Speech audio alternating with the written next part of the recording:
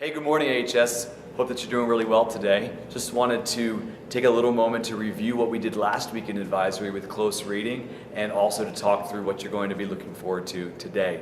So this morning we'll have you do a 3-2-1 just to kind of refresh your memory about what you discussed last week. Remember, what are the 3 questions that you ask in each one of your readings? 2, we want you to think about 2 takeaways or big ideas about close reading. What would you remember about it if you had to explain it to someone with just those 2 bullet points? And then 1, we will ask you to either write down a question that you still have or to think through, so why do we do it? Why do we do close reading? And then just list 1 reason that you think is most important for why we do close reading.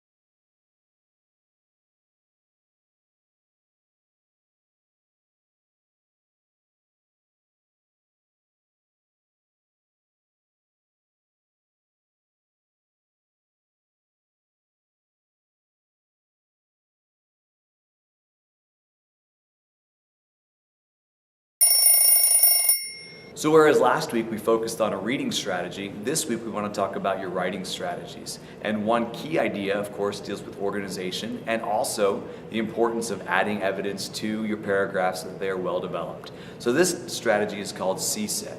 And we hope that it will help you kind of make sense of your thoughts as you put them on paper and it will help improve your writing overall. So thanks for your attention this morning and your participation. Here's Dr. Smith to tell you a little bit more about what CSET is. CSET is a writing strategy that we'll be using in all of our classes here at Apo High.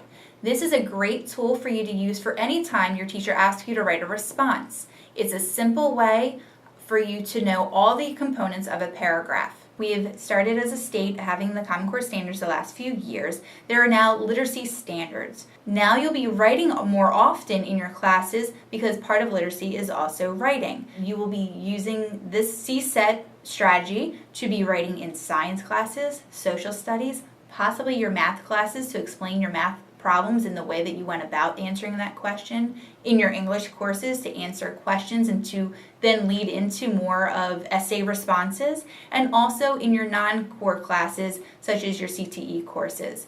So the C in CSET starts for claim. This is very similar to a topic sentence. You're going to state what you are going to be writing that particular paragraph about. The second portion is setup. That's where you're going to start introducing some of the information that you will be explaining in that paragraph, which then leads to the evidence. So evidence is sometimes information that you know or information from your notes, but a lot of times it's going to be directly from the reading that you just read. The final part is the tie-in. The tie-in is really your explanation of how this answers whatever the question was that you're writing about. You will have time to practice this in your advisory periods, and then you'll start seeing these type of questions on your assignments and on your tests. And next is on to Mr. Rush with the next portion of your lesson. Welcome to another fun-filled year and a fun-filled advisory lesson on writing. Hey, wait, did I say fun and writing? You bet I did. Let's take a quick poll and activity to get warmed up here. Answer as quickly as you can. Raising your hand. If you agree, how many of you want to go to college or want to get a good paying job? I'll bet if you took me serious, your teacher's having a hard time seeing the whiteboard right now from all the hands that are waving for those who want to go to college. Many of you want to go, and that's a good thing. But have you thought about what happens next? Let's try something to show you. Hey, keep your hands up. Now, the half of you that are closest to the door, put your hands down. The rest of you keep them up. 5 people close to that group that just put their hands down, put your hands down too. The rest of you keep them up. If the number of you who raised your hand in the beginning represents the number of students who will start college, those of you with your hands left up now represent the number of people who finish college. The United States Department of Education conducted recent research that shows college enrollment is up. More people are going to college, but also shows that nearly 65% of those students never finish college. This is an alarming number. There may be several reasons for this lack of success students are demonstrating when going to college. Family, money, illnesses, to name a few. But did you know the number one reason students aren't successful in college, and the reason we have a 65% dropout rate and growing, is because students go to college unprepared. Last week we introduced you in your advisory the strategy for close reading.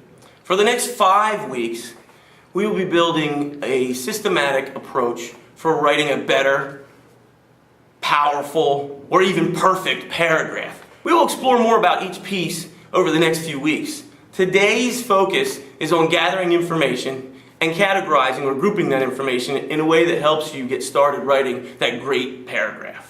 And in the end, you'll be able to write a better response, essay, research paper, and develop a valuable skill that is necessary to be successful in college and in seeking employment. Now, here comes that fun part I was talking about with today's advisory lesson. Only I can't remember what is happening next. Maybe, I don't know where my brain is today. Oh, I remember. Mr. Fayella is going to fly in here and get you warmed up. Thank you, Mr. Rush. The purpose of these activities is not only to provide you with a writing tool that will help improve your writing, but also to give you with a working writing sample that can be used to be developed into a full application letter. Before we start brainstorming though, we should consider the other side of this. Take 1 minute to discuss the following question with someone next to you. What qualities are companies and colleges looking for when they are looking for a good candidate?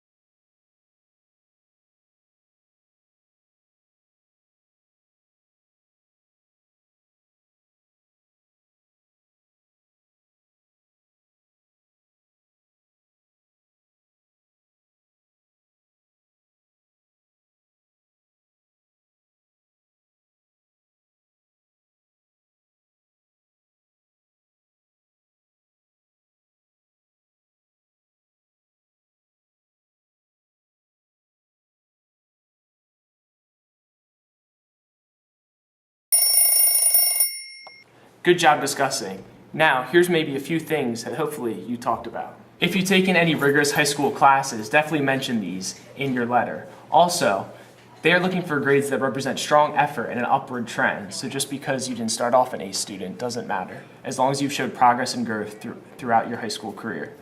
Grades on standardized tests do matter, but aren't everything. If you do score well, be certain to mention these. Personality values and goals do matter, so be sure to let people know who you are and what you enjoy to do. And you don't have to have a lot of extracurricular activities, but do mention the ones that you're passionately involved in and those you've taken a leadership role in. Now here's the dynamic duo of Miss Regler and Miss Jurowitz. Good morning, everybody. So we are here today to talk. Wait a minute, I heard something. What was that rumble? I think there's a storm coming. Oh my God, it's a brainstorm. Ah! Oh my God. What is that? Oh my God, Miss Jarvis. Oh, brains. Miss J. I told you, we're not here to eat the brains. We're here to brainstorm. Okay, let's do this. Okay, so today we are here to talk about brainstorming, and you heard from Mr. Rush all about setting up a CSET paragraph. So Ms. Jurowitz and I are here today to help you with that. All right, Ms. Jurowitz, let's brainstorm some of the things we would need to know to make us the most qualified to be ELA teachers. Absolutely. Let's see. First thing I can think of, you probably should be literate. You should be able to read. Literate's good. Put literate up there. Good. I like literate. How about education? I think that in order to be an ELA teacher, we probably need to have a strong education. Kind of tying along to that, you definitely want some content knowledge. We have to sound like we know what we're talking about. Okay, I'm ready for that. Okay, how about this? I think in order to be an ELA teacher, you have to like to sharpen pencils. Ooh, that's a good one. Yes, I like that. I know our school has windows, and I like to look out windows, so that makes me a good teacher. Put windows up there. I love windows.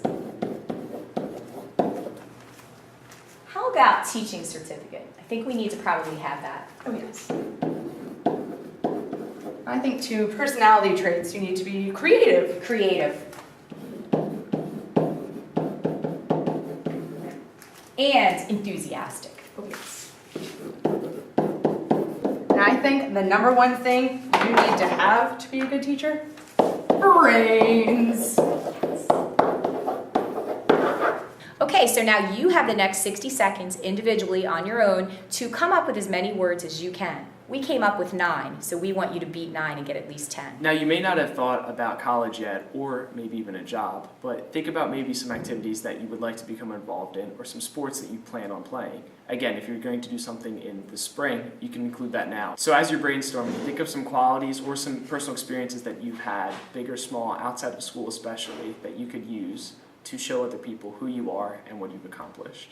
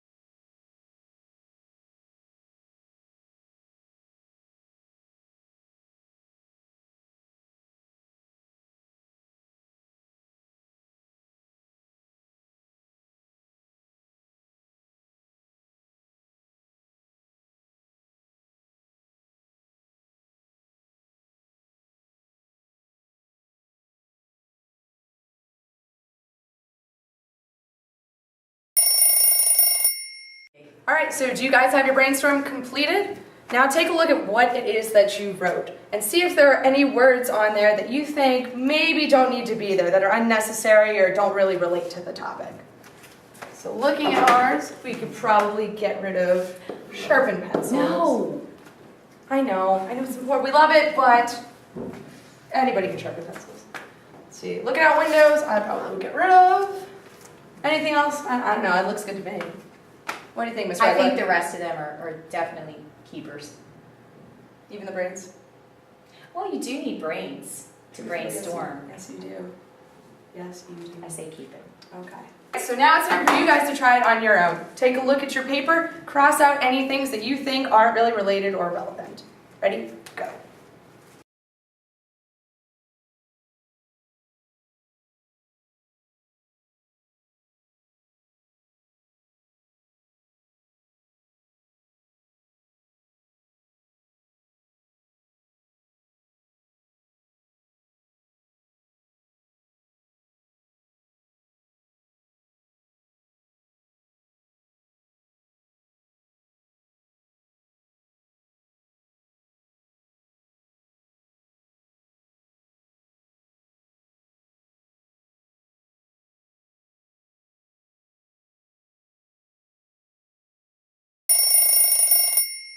Did you cross out your words?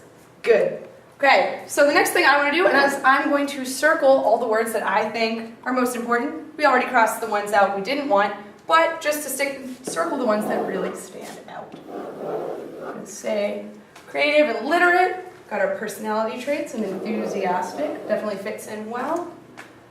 Education, content knowledge, teaching certificate, and brains.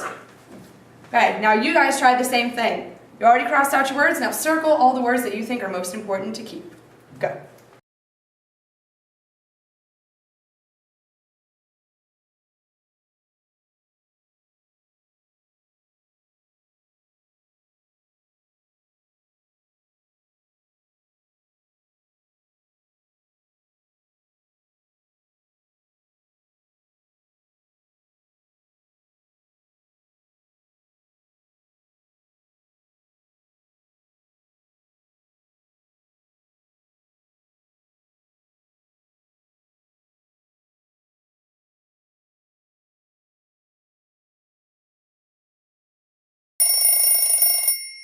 Okay, so now we're going to go ahead and we're going to fill out our graphic organizer to set up our TSET paragraph. So, Ms. Jurwitz, how about if we start by placing our topic in the box? Absolutely. So Okay, so we need our first example. okay, let me take a look again at our brain graphic organizer. So if I was going to group some of these together, because some of them look like they go together pretty well. If I'm looking at literate, creative, and enthusiastic, that sounds like personality traits. Sure does. Perfect. So I can hop on over to my graphic organizer. Okay, so that's the first kind of big topic that I'm going to be working with. If I was going to pick between the two that I had before, or between the three I had before, I would go with creative and enthusiastic. I think those are my strongest examples, and because being literate, that's kind of implied. All right, Ms. Okay. Regular, what happens next? Well, let's pop back over to our brain and let's look at what we have left. So we have education, we have content knowledge, we have teaching certificate. How do you think they add up? I think you need your teaching certificate. That's part of your education. You go to school, go to college, 4-year college, and then you're able to get your teaching certificate from there. Okay, so I think we have our next big example, education. Okay. So obviously we get our teaching certificate. And as I mentioned before, in order to get your teaching certificate, you need to be able to go to that 4-year college. Absolutely. All right. Should we check our brain out again? Yep, Do we so think far we're so good. Got 2, let's get one more. What's left? We have content knowledge, and we have literate. We have brains, but we don't probably need them. We do have brains. You always need brains. All right, let's use brains. Okay. Where are we going to put our brains? That's the big question. Well, we have another box left. What do you want to put in there? Brains. Okay. Well, yeah, let's do it. So I think if we're going to put brains in there, what that makes me think of is kind of, it ties along with content knowledge. It's the things that are in your brain that we think of every single day. And the knowledge we can give out to the other brains in our class. Exactly. So I would probably say we have our content knowledge, knowing our subject area, and maybe put teaching strategies in there. Absolutely. We come up with different methods and ways to reach people. And this seems like a reasonable amount if we're just doing one paragraph. It's a lot of information to squeeze in there, but I think it looks pretty good. Right, here are some things you may have noticed when you were going back and looking at your graphic organizer. You may find that you did not have enough words to fill out your graphic organizer, and if that's the case, take a time to go back and look at it and add some words in, re-brainstorm, or you may find, like Ms. Jerwitz and I did, that we had a few words in here that actually weren't on our brainstorm. We brainstormed them together as we were going along. So if you need to do that, that's absolutely fine. It's a good way to generate new ideas. There you have it, a brainstorm and a graphic organizer that has you ready to set up your first CSET paragraph. All right, so take a few minutes now, look over your brain, and start to fill out that graphic organizer. Make sure you're actively thinking about it, what things make sense in which of the boxes. Ready? Go.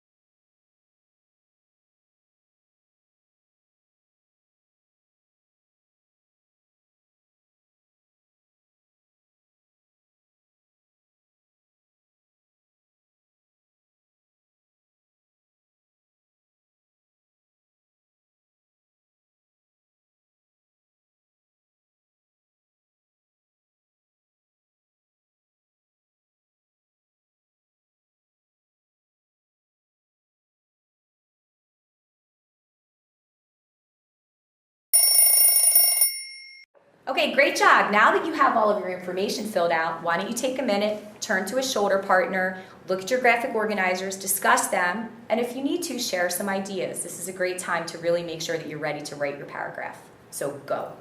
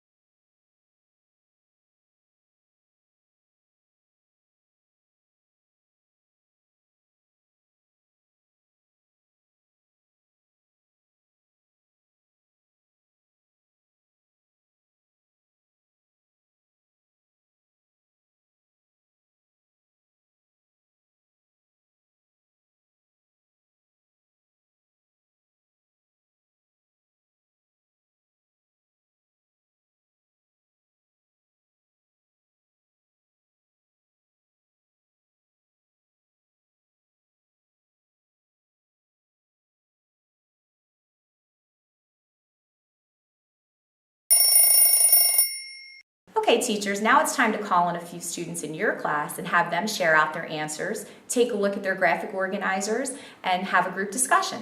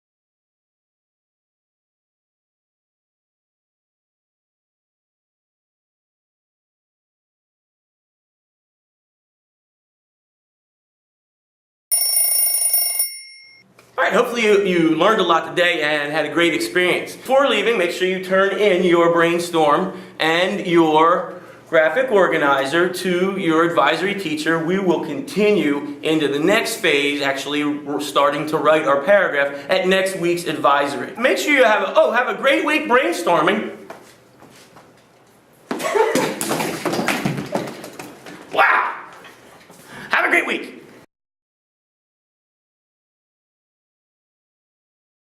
Do you have tickets? Tickets to the Brain Show.